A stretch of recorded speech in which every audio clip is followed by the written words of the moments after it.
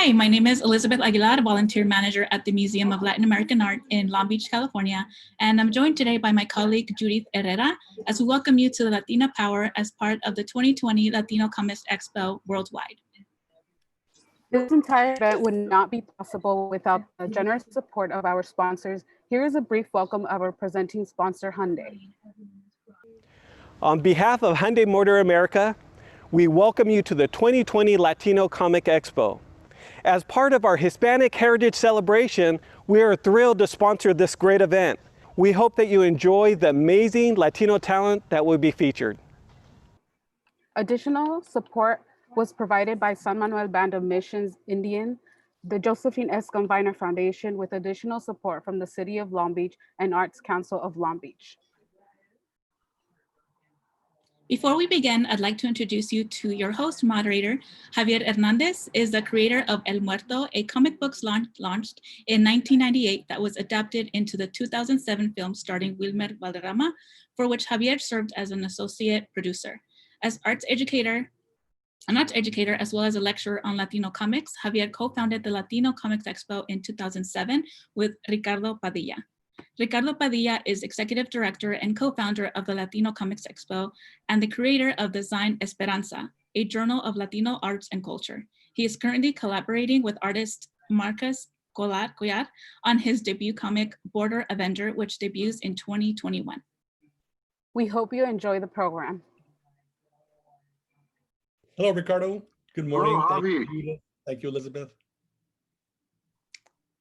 So how you doing, Ricardo? How's everything going? Good. Just very excited to kick off this 2020 Latino Comics Expo worldwide.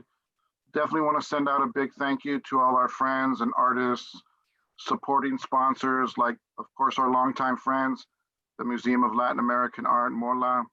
Thank you to Hyundai again, and to the Arts Council of Long Beach. And a special thank you to the Mayor's Office of Robert Garcia. We definitely this year want to spend a special message to everybody in our community who may have lost a loved one, who has suffered during this challenging times, that, you know, the Latino Comics Expo is with you.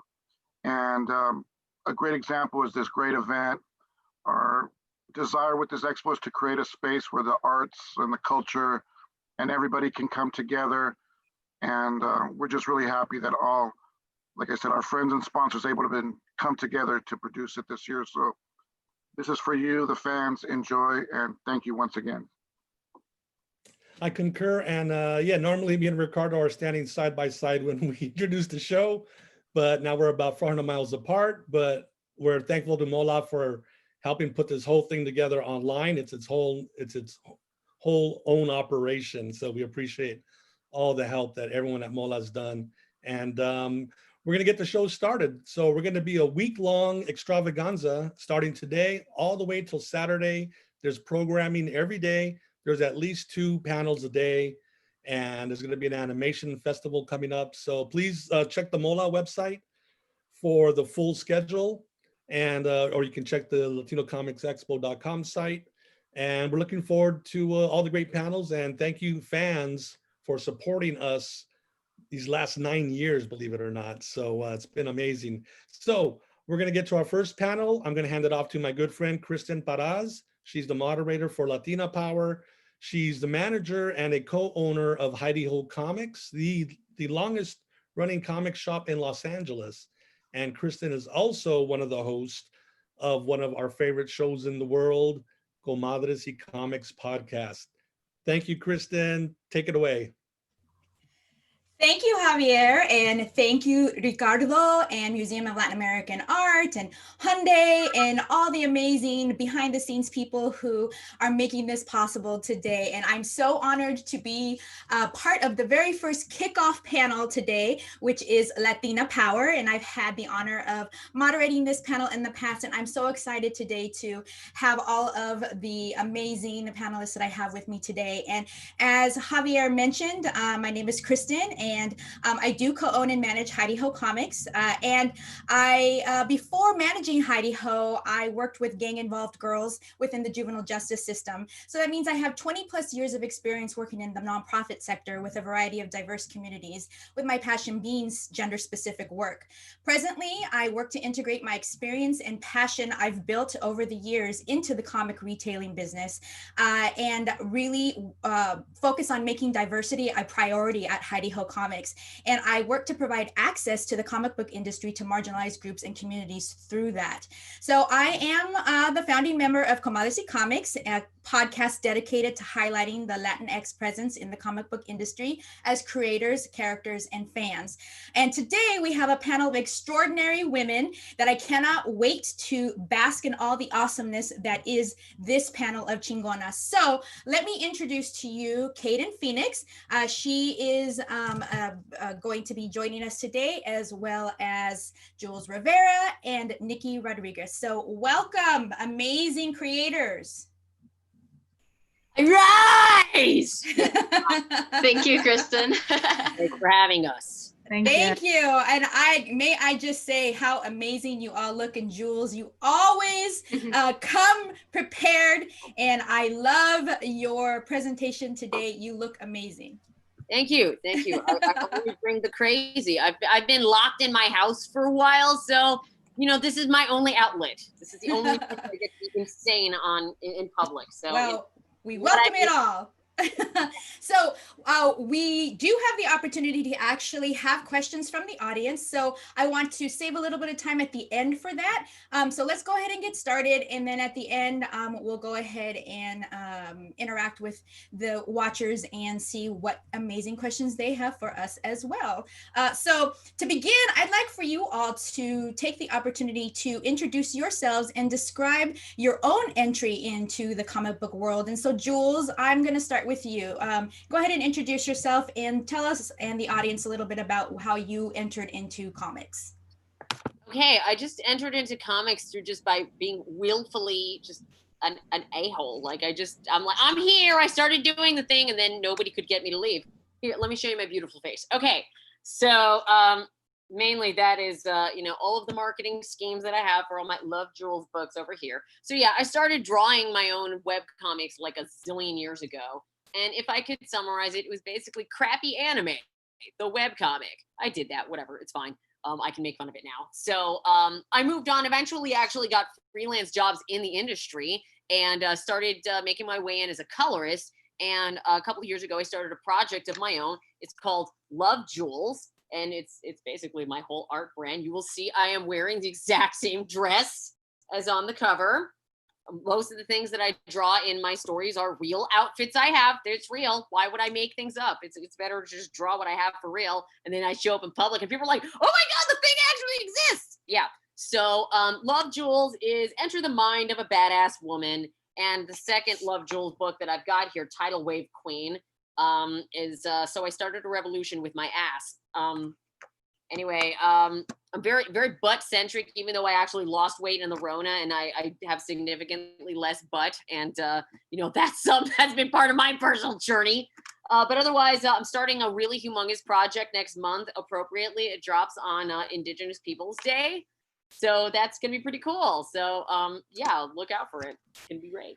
Oh, that's awesome. And I can't wait to hear more about that.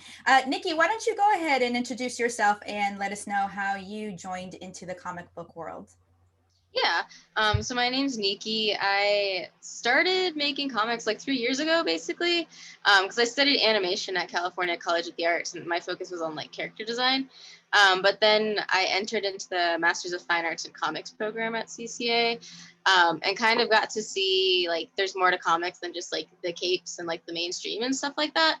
And I got really into a lot of like autobiographical and kind of like more historical content with comics. So I make a lot of zines, primarily like autobiographical zines, and things just talking about like being Puerto Rican when you're like born in the States and stuff like that. Hey! And have just been, I know it's so nice having another Puerto Rican here. Never ever happens, does it? Okay, I'm it's sorry. like a rare occurrence, or like I don't know, we're gonna like split the time space continuum or something. But yeah, for the most part, I just kind of like have been doing zine events like since I started that program, even like virtually now, which is nice that like it still exists in this space. And also just like teaching youth how to make zines. Like before coronavirus like kind of tore everything down, I was teaching in Oakland to like K through 5th grade students, making zines with them and just like showing them how to make comics. And I still do that every now and then, virtually. That's pretty awesome. I love when I hear educators really incorporating comics into lesson plans, and then specifically focusing on comics with young people. To me, it's just building the next generation of readers and creators. So that's amazing. Thank you so much for doing that. Kayden, please introduce yourself and your entry into the comic book world. Hi everyone, my name is Kayden Phoenix. I am Chicana from East LA. I'm a writer and director, so I come from the entertainment industry more so. And pretty much I just wanted to see Latino superheroes on screen. And so to get that, I was like, okay, great, I'll do a graphic novel. I'll do 5 graphic novels, really sick. So I have a team of 5 Latino superheroes from all different parts of the states and one in Mexico. And then they all get together and they become Team A La Brava. And so I have a universe of Latino superheroes called A La Brava. We're on the 2nd one, gets released next month. And so it's going, it's a progression, I guess. So. Well, I've actually had the honor of reading and talking about Kayden's works on our podcast. And so if you haven't seen or read any of Kayden's work, please do so. It's super amazing. And I can't wait till Santa comes out. Thank you. So Latina Power. I love the title of the panel. That is, what we are all doing individually within the works that we do within the industry. But I'd like to know personally for you, how do you define that theme of Latina Power, and how does your personal definition drive your creativity? And Kayden, I'll just move backwards and start with you. Okay, how do I define Latina Power? I just honestly call it equality. It's really that simple, and it's really unfortunate that I have to call it equality. But it's literally, yeah, you can do it. That's it. In my books, we fight social justice issues. And so Jalisco goes after the femicide, which is Mujeres de Juarez. Santa goes after ICE, so immigration, and Santa's the only one that is in general like a gender, or not even a gender specific, it's more of a race specific. But all of them, the rest of them are all female social issues. So Latinas, they're all different types of Latinas. And also they all go after different social justice, like DV, like domestic violence or trafficking. And then, like I said, femicide and whatnot, and gun control as well in schools. And so that's what is the broader sense, but it's literally just, we want equality. We just want to not die, and that's how I define it. And it's necessarily Latina per se, but it can be any type of just female equality. That's really my thing. They just happen to be Latino superheroes. And I forgot your second question, which, all right. I can't hear you. Oh, shoot.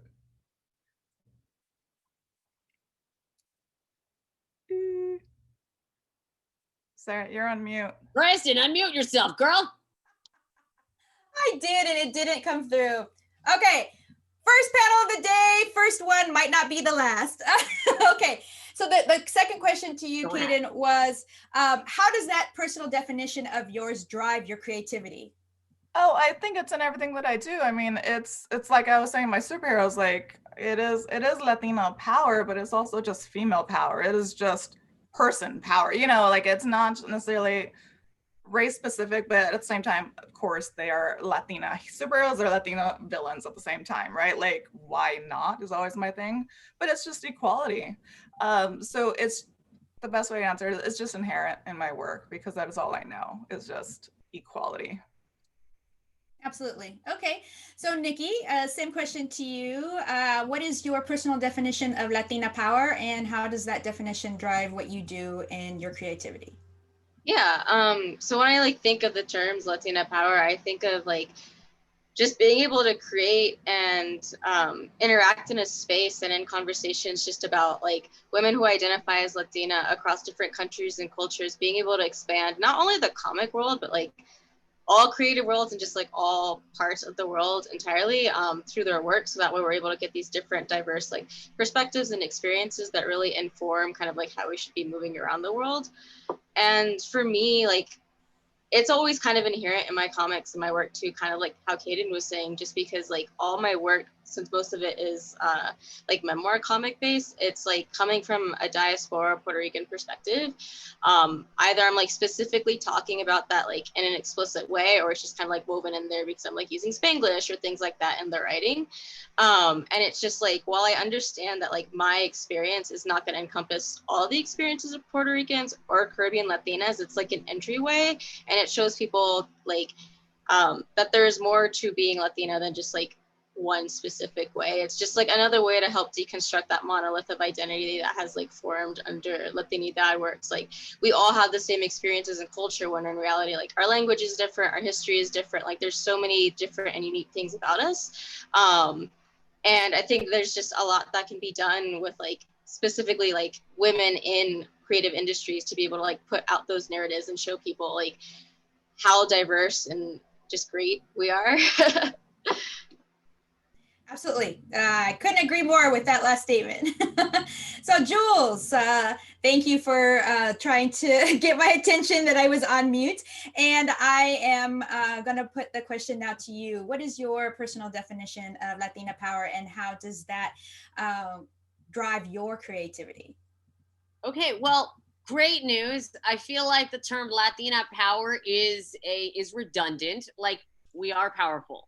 What are you, stupid? Who cleans your floors? Who babysits your kids? Who's doing essential workers right now? You want to talk to me about we're weak? Shut up.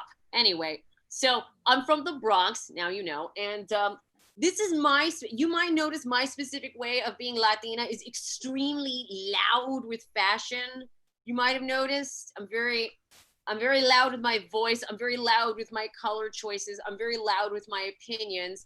And I find that the best way to get my opinions across is just to kind of send them a little sideways, and so that people don't expect them to land a certain way. Because I feel like I'm just going to say colonizers. Hi, welcome to the Latino Comics Expo. We're going to talk about colonizers today. Look, I use this almost kind of flippantly, like, yeah, of course, colonizers, whatever.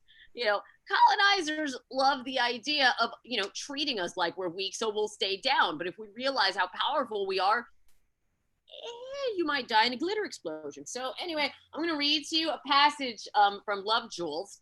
Love, Jules, Manic Pixie Nightmare Girl, because this is basically, I'm like, I don't have to answer this question. I wrote it down. Okay, Nice. So I'm going to start with, okay. Latinas often get the crap, I'm going to censor this, by the way. Latinas often get the crap end of the stick, but the public perception of us as victims is totally mistaken. We get paid less. We get treated like we're only good for manual labor or simple tasks. We get underestimated, and then we get mad and lash out. Then we get further crap for our outrage. It's easy to think that because Latinas get a lot of grief that it sucks to be one of us. Our lives are burdened and difficult and blah, blah, blah. Some sad garbage from the house on Mango Street and blah, blah, blah. If all you take away from stories of the Latina experience is how burdened we are, you aren't effing listening at all. Look at what we've survived. The Spanish tried. America tries. America still tries, thanks to COVID-19, looking at you. And yet we are still effing here. And we're cute as hell doing it, right? People have been copying our flair for decades. They pay for spray tans. They curl their hair. In fact, people even alter their bodies to get our look. Did I mention that butt implants cost $5,000? And that is the scene. And see. That's what it means to be Latina. I just try to be as loud as I can on my own terms. Like, this is, I don't know if I represent all of Puerto Rico, but this is Puerto Rican. Being loud, yeah, Puerto Rican. Giant tropical flowers, very Puerto Rican. Abuse of color, yep, that's us. Like, this is Puerto Rican in a way that people just aren't used to seeing. I'm just gonna change your mind. Yeah. Thank you. You never disappoint and you're always consistent. So thank you for that. And thank you for that personal reading from Love Jules. I actually am very excited to read more of that. So we actually, in answering this question of Latina Power, we talked about some intersectionality across Latinidad, which is super important and super interesting to talk about, but there's also intersectionality within feminist movement with regards to marginalized groups of women not feeling represented in that overall movement. So my question to you panelists is, what parallels do you see within the comic and creative and art industries when it comes to intersectionality with Latinidad and Latina power and women power overall? So Jules, I'll just go ahead and start with you.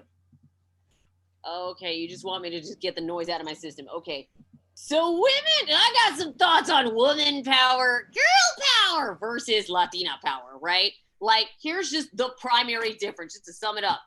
Girl power wears a pink pussycat hat. Latina power burns your house down. See the difference? Do you see the difference? All right. White women, sorry, colonizer girls, y'all just don't know how to channel your real ass power, right? Don't you know that there are several ways that you can poison someone? Don't you know that there are many, many different ways to just assert your power without actually breaking the code of looking nice and prim and proper? I mean, that's what woman power is all about, channeling that kind of, you know, I mean, you got masculine energy, you got feminine energy. I obviously rock a lot of masculine energy, but, you know, channeling your kind of low key energy at someone to destroy their lives, you know, there are ways to channel that. And I feel like a lot of women are still making that journey. So I guess that's part of what Love Jules is all about, because I was left alone long enough to just become a monster. And I did that. And I'm very proud of myself. What was the other part of the question? Like intersectionality? Yeah, just how do you reconcile Latina power with women power? And do you see parallels within the comic and creative and art industries? Oh God, don't even get me started. Look up just Google the Valkyries and what that mess was. You'll see exactly what girl power gets you. I mean that sarcastically. But basically, I'm just hoping to be an educator. Like, hi, here's how you can actually do this. And that's how I'm trying to sell Latina power to other people. Like, look, you can fight your own battles. You can fight your own bad guys, Becky. Come on, here's the tools. Figure it out. You don't have to sit there and just go, anytime, you know, you're in trouble.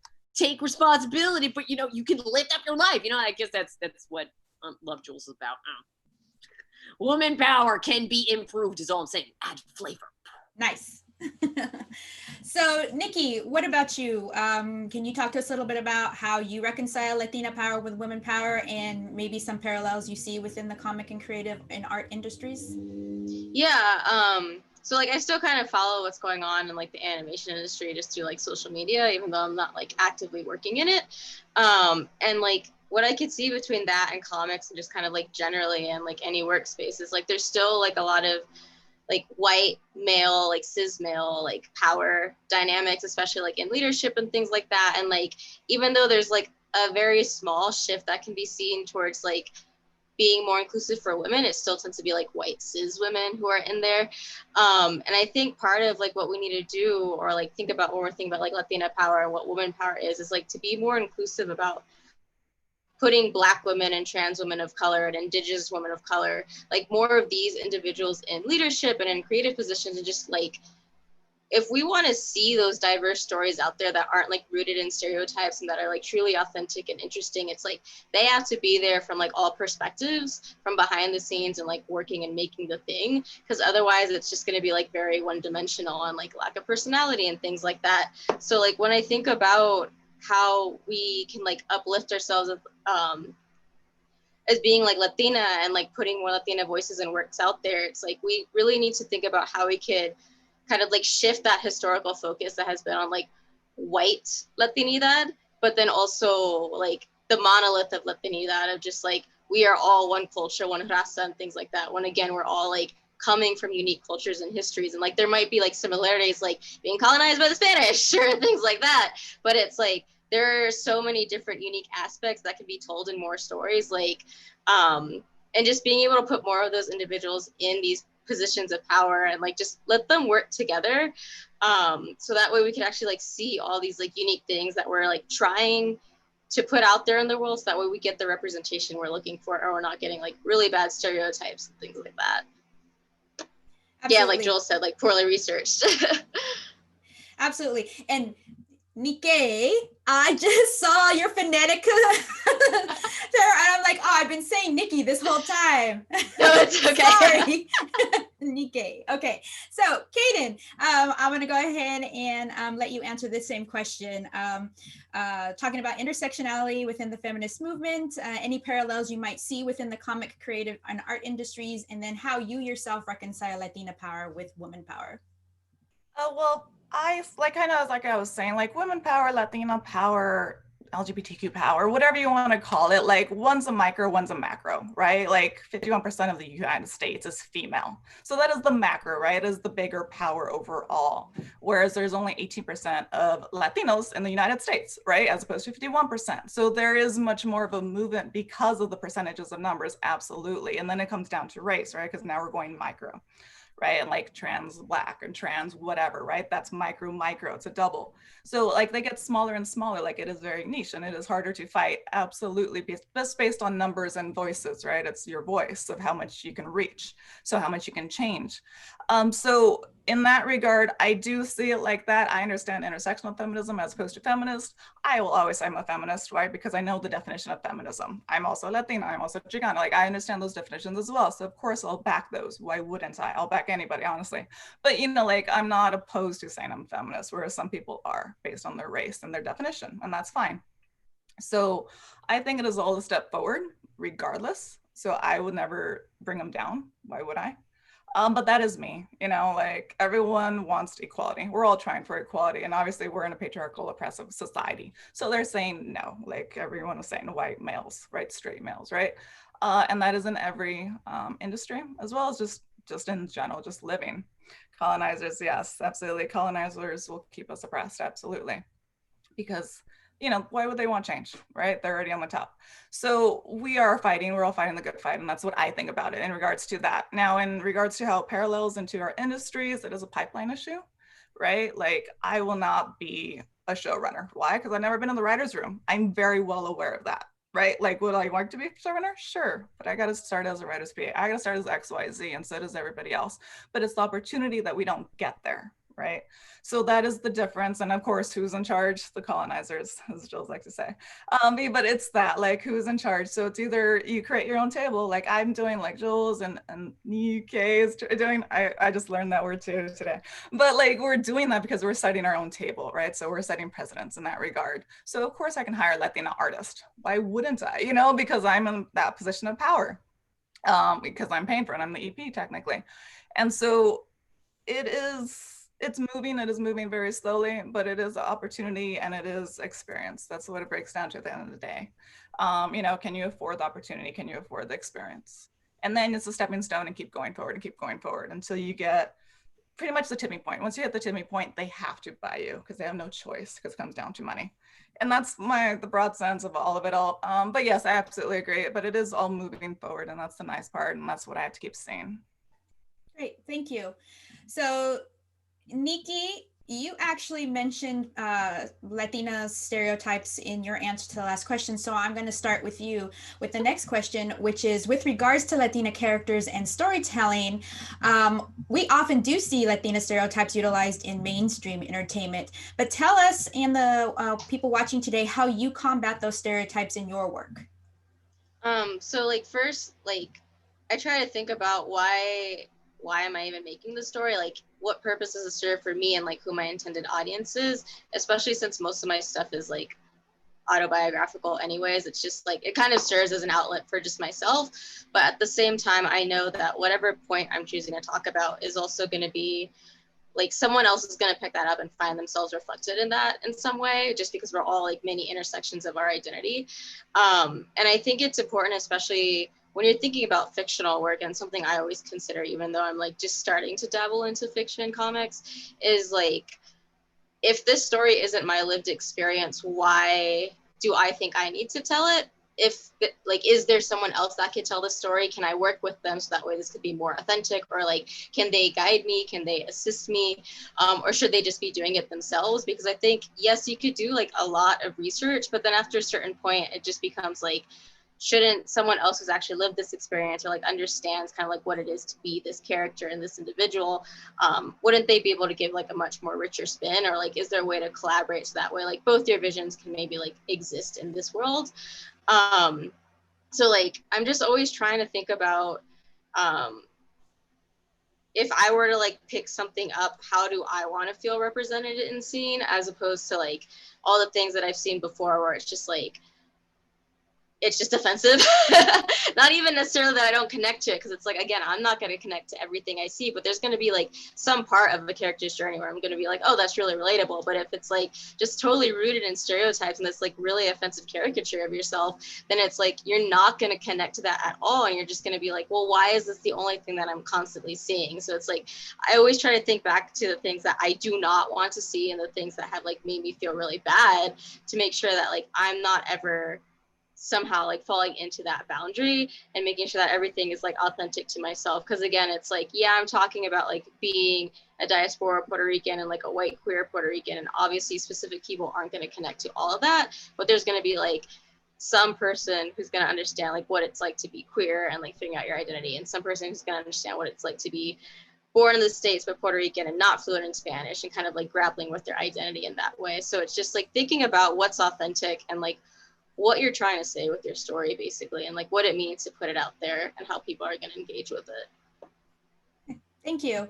So Jules, I'm going to go to you. I see that you are chomping at the bit to answer this question. So go ahead. How do you combat the stereotypes in your work? Oh God, I exist. I put a pen on a page with my informed experiences, and then not garbage comes out. Amazing, right? Like, okay, I'm gonna bring up American Dirt. I will drag this thing to the end of time. Basically, Stereotype, the novel, promoted by Oprah.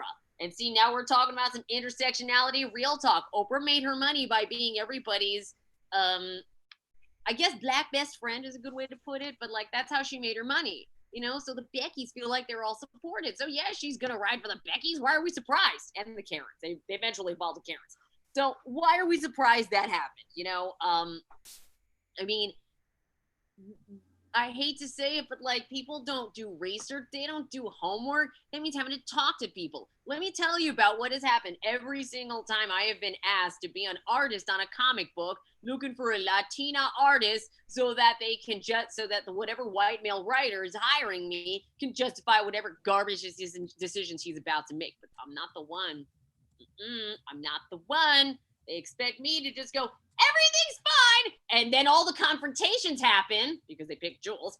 And then they can't handle it. They're like, no, I am not conditioned to handle confrontation. No, because they all got that go along to get along mentality. So yeah, so they can't handle working with being with me. In me, you know, actual research by white people is going to take actual confrontation and actually questioning themselves on certain issues. And they're not ready to have that. They would rather just trade around the cheap fantasy that, oh, so sad. Oh, excuse you, I put up together this whole setup myself. You're welcome.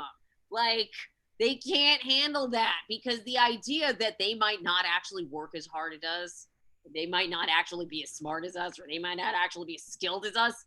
Oh, that's a hard reality, especially when you've been told all your life that you're going to inherit the kingdom, but your serfs are actually knowing more stuff than you. Ooh, I don't want to be that guy is all I'm saying. Thank you, Jules. And Kayden, talk to us a little bit about how you combat the stereotypes in your work and what you do. Well, the question is who gave us the stereotypes, right? Like who was raised, and we were raised by stereotypes, particularly I was raised in the 90s. So like I saw we were cholas, gangsters, maids, right? And like that's That's what I was seeing on TV, but who gave it to us? White people. What I saw when I go outside, I see community, right? Like I see my family. I see, you know, like I see real people. And that's the way I think everyone has existed, just regardless of gender or race or whatnot, is you just see yourselves, you know? And so I write my family, I write my friends, I write us. And like, even if they're cholos or not cholas, I don't care. I write us as people. That's the point of the day. Like I write us with heart, because that's what we are at the end of the day. Unless you're a villain, then obviously not. But like, that is my reflection. I never once thought, oh, let me do this. No, absolutely not. But what I do think is that I always default flip the script, is what we call it. So if you think of a doctor, right? If you default a male, fine, it'll be a female. If you like taxi driver, you default Hindu, male, fine, it's a female Latina. Why not? You know, especially now because we have Uber and whatnot. Like always flip the script and make them think different, just where I can beat that stereotype. And no other reason. And that's just in anything and everything, because why not? All right, let's see. I like that. Thank you, Jules. But like, that's it. It's not that hard to write on stereotypical views, because we are not stereotypes in the first place. And so that's all. Thank you for that. So I'm just going to take this opportunity before we go to the next question to remind attendees, people watching today, that you can send questions to the panelists and we will answer them live within the stream. And we'll just continue going with what we have planned. But obviously, questions that you have, statements that you have are just as important to us. So please go ahead and feel free to give us your questions and what's on your mind. But Kayden, you actually said something that leads us very nicely into the next question, which is you write your friends, you write your families. And my next question to all of you is, what is driving the Latina story within your comic and creative and art communities? What is it that's going on with you that's shaping that? So Kayden, why don't you go ahead and answer that?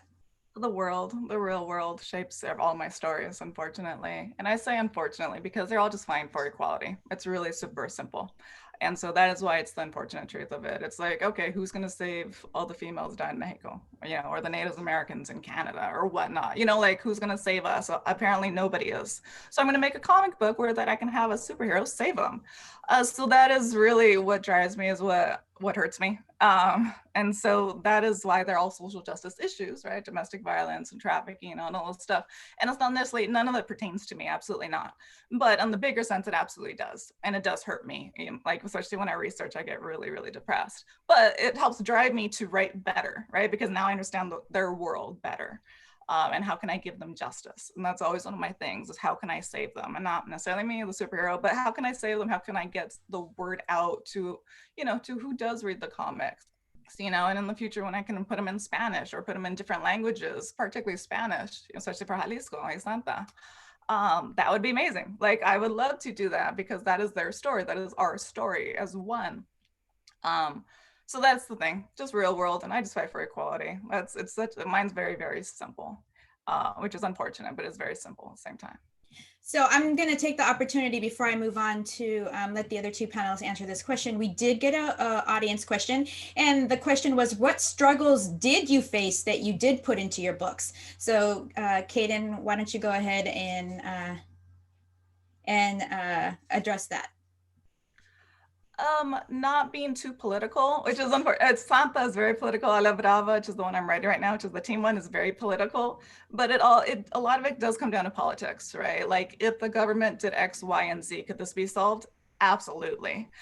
So that was one of my struggles. And then also not trying to reiterate anything. Like, I have 5 superheroes, but like none of them fly. None of them have laser beams coming out of their eyes. None of them control the weather. You know, like none of them could do everything that we've seen already. You know, because it's very, you know, it's all been done. And I'm very well aware it's all been done. So, okay, what can I do that's slightly different? And obviously within this whole world and culture, like that I can do, right? Like Jalisco's folklorico, that's my mom, you know, like that's a very easy one for me. But it's just that, it's trying not to be too political. If I do, I parallel it to something else. For example, I have Zecas, and Zecas are just civilians. I have Luchas, which are the conservative people, right? But I call them different words, so it's not as political.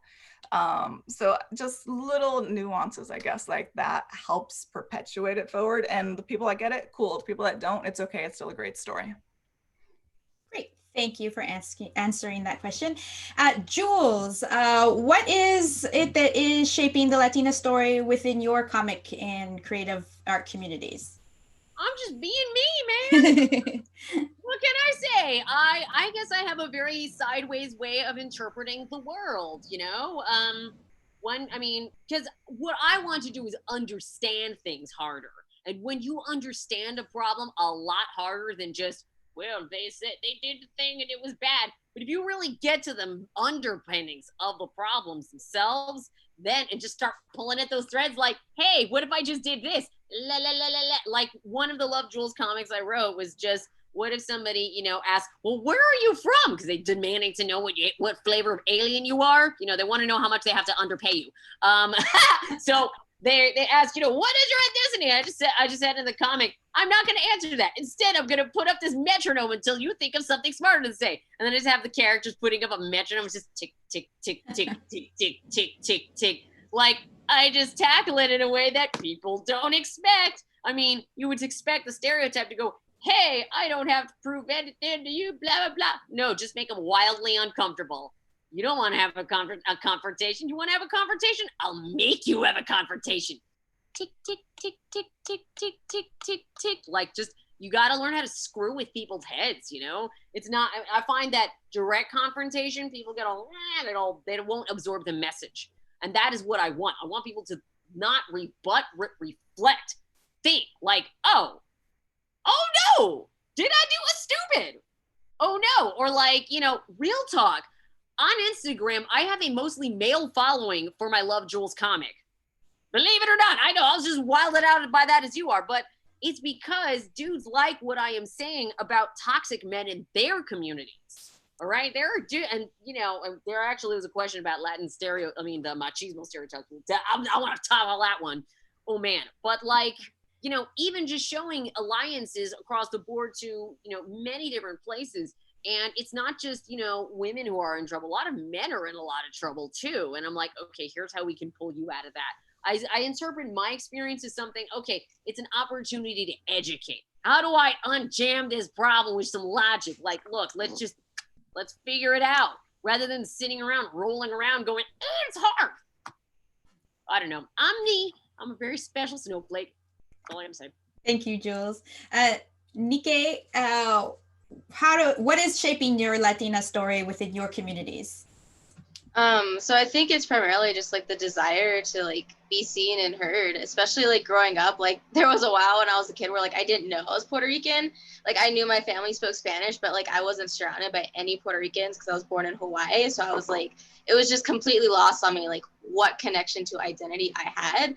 And then as I grew up, it was more like I would see representations of like Chicanos and Mexicans and like some Central Americans, but I still couldn't find like that pathway to the Caribbean and like kind of understand like where I fit into the world. And it wasn't until recently where I started to see more and more of that. And I think it's just really important that like what's driving us is this desire just to like put our stories out there and our experiences and like learn about our history and culture, but also educate others about our history and culture, so that way we can get more stories about like the diasporas, but also about like Central Americans and Caribbeans and like all those different intersections and how while we might have similarities, how we're also unique. Because I also just think about like the history of like Asian Latinos in South America and in the Caribbean, and like how I'm like slowly starting to learn more about that, but that was kind of like a hidden history. And I'm just like, I could read like a million like scholarly journals, but I could also like, I would love to see a comic about that, like talking about that history and things like that. It's like all these things that exist. Yeah, Peruvian Asian food is like really good. Like all these really interesting like mixes of cultures and history, and I'm just like, we need to see more of that out there. And it's just like, yeah, there again are like people doing research about that, but we also want to see like those visual narratives and like really understand like through visual language like how these cultures and histories are unique. So I think it's just like that desire, that want to like see yourself reflected in everything that's being put out there, and not just having to kind of like pretend to be something else because that's all that's being shown on like billboards and movies and whatnot. Thank you, Nicky. I wanted to say Nikki, and it kept coming out Nikkei. So Nikki. Okay, so Jules, I'm going to let you take this next audience question because we are getting a couple more in, and I want to at least try to get to as many as we can. Yeah. So we have a couple of people asking, how do we address machismo, or how do you personally address machismo within different Latin cultures? God, if my oldest enemy in the world isn't machismo, colonizer and machismo, both the worst things I've been surrounded my whole life. Like, oh God, why? Okay, so how do I combat machismo? Well, actually in Love Jules comics, when I talk about men's issues, I try to get at kind of their soft underbelly. Because machismo, this mess, this is just hiding something down below that's actually going on. Like, what's this really about? You know, like, okay, I see, you know, maybe the hard times are dating or something. Let's talk about something positive, because it's really, really easy to say, men are trash. And I'm like, great, you still have to deal with this guy. He hasn't gone anywhere. And now you just called him trash. That's not productive. So with Love Jules, wherever I see dude issues that come up, even just something as simple as wash your effing hands. I made a little lemon head bro guy, and I had him as, you know, just saying to a guy in a men's room, just wash your hands, man! Like, he says it really loud. I'm like, look, use toxic masculinity for good of the world. Come on. Scream at them to make healthier choices. That's what I do. Yeah, I guess that's a way to put it. Scream at them to make healthier choices. That's a really good way to summarize it, how I deal with machismo. Because, again, you can't throw them away. They're still there. You might as well try to rehabilitate them. Nice. I completely agree. Nikki, there's an audience question that I am going to throw to you, and that is, how has the comic book community embraced or shunned you? And how did you address those situations? I mean, I think kind of like the most common thing that has occurred is just like, because I choose to explore experimenting with like visual and written narrative, like the text image relationship with like Spanish and Spanglish, like a lot of people will say like, oh, why aren't you translating this so I could read this, or so this person could read this, and things like that. And it's like, my goal isn't to necessarily, like, of course, whenever we're making our work, we need to think about like accessibility and how can people engage with it. But at the same time, it's like, I am creating things from my perspective as a Puerto Rican, trying to like become more bilingual and also engage with like a culture and history that like only recently came into my life while I was an adult, just by nature of like the life I lived as a kid, like with my dad being in the army and moving around all the time and like having to be American first and not Puerto Rican. So it's like, I'm putting this out there in the way that it is because I want other people who like have that kind of duality of identity to be able to engage with it and also understand it. So it's like, if you don't speak Spanish and you're not willing to like learn or look it up or like just look at the images first and like piece it together that way, then it's like, it's not for you. And that is totally fine. Like, we don't have to make things that are for every single person that exists, because like, then it's going to be very dry and bland and general, and it's not going to get at the heart of anything. And I feel like if you're making a story that's really authentic and it's like, this is something I wanted to pick up and read as a kid and read as an adult and like really connect with. So I know there's going to be at least one other person who's going to have that same interaction with my work. So a lot of times when people just ask me, or they don't really ask, they just kind of like tell me like, make this in English so I could get it, and like do all this stuff, basically telling me how to do my work. I'm just like, it's not for you. And that's totally fine. Like, put it down and go somewhere else and like leave me alone. Because it's just like, there is an audience for like whatever work you're doing, even if it might be like a niche audience, but that's okay, because at least it's an authentic expression of yourself and your craft. And like, there's still going to be people that engage with it. Absolutely. Thank you for answering that question. So I want to give each of you, because we are kind of getting to the end of our time here. And honestly, I could sit here all day and talk to all of you and have you all field questions, because you are also amazingly creative. And I just love listening to your viewpoints and what you have to say. And unfortunately, we cannot do that. So I want to leave today by letting you all talk to the audience about any any upcoming projects that you may be working on that we need to have our eye on with you, and where our attendees can find your work and support your endeavors in the future. Social media, online, any conventions that may not be happening currently, but in the future. So Jules, go ahead and start. Okay, so if you want to find my work, you can always just Google Love Jules. I'll also put my information in the chat so you can find it. www.julesrivera.com. That's where you find all this glittery crazy. I'm currently selling Love Jules Tidal Wave Queen and Love Jules Manic Pixie Nightmare Girl. Currently in work on the third Love Jules volume, Apocalypse Garden, where I give a lot of heavy metal gardening tips to everyone. I love that. Yeah. And also the book Spectre Deep 6 that I did is available on Amazon. You should go grab that. I'll be, again, throwing a bunch of links in there. But yeah, I was going to say something else. I can't remember. But yeah, I'm happy to come here and just raise the demons and just bring crazy. Just happy to do it. Thank you.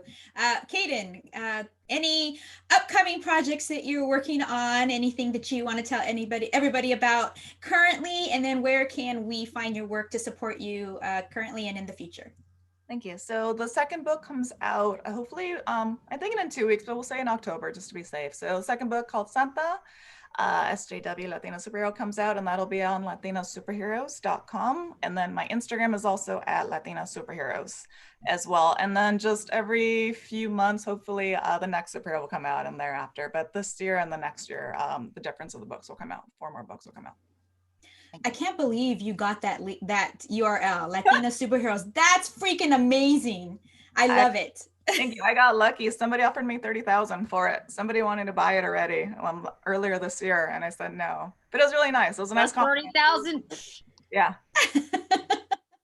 That's amazing. Okay, Nikki, what can you share with our attendees about any projects you have upcoming or currently, and where they can support you in the future?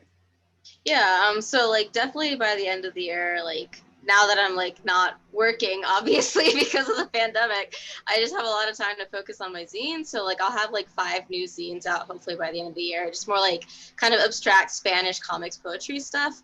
But I'm actually working on a horror comic. It's like my first time like writing something in a like formal way, and then also like illustrating it in a more traditional comic sense, just because all my stuff is like very floaty and abstract and like very interesting, I guess, for people who are like looking for regular comics. So I'm hopefully going to start illustrating that within the next couple weeks and like have it out by Halloween is like the goal basically. But yeah, and you can check out my work at artofnickyrodriguez.com. And then Instagram is also artofnickyrodriguez. I'm actually going to put that in the chat right now. That's amazing. Horror is my favorite genre of comics, of any reading material. So I'm super excited about that. So I'll definitely keep that on my radar. Thank you so much. And I see that we are going to be sharing all of your contact information. Well, not contact information, but how to find you in the future and how to support you. And thank you all so much for helping me to kick off the Latino Comics Expo Worldwide 2020. It was amazing. I loved hearing about everything that you all are working on and continue to work on. And thank you so much for doing what you do and contributing what you do to the comic book industry. Thank you to all the attendees for being with us today. I hope that you enjoyed our panel and continue to watch all the awesome, super amazing stuff that's upcoming this week on Latino Comics Expo Worldwide. Thank you so much. Yeah, thank you. This was really great. And like, thank you to everyone who organized this. This is amazing. Later, Gators.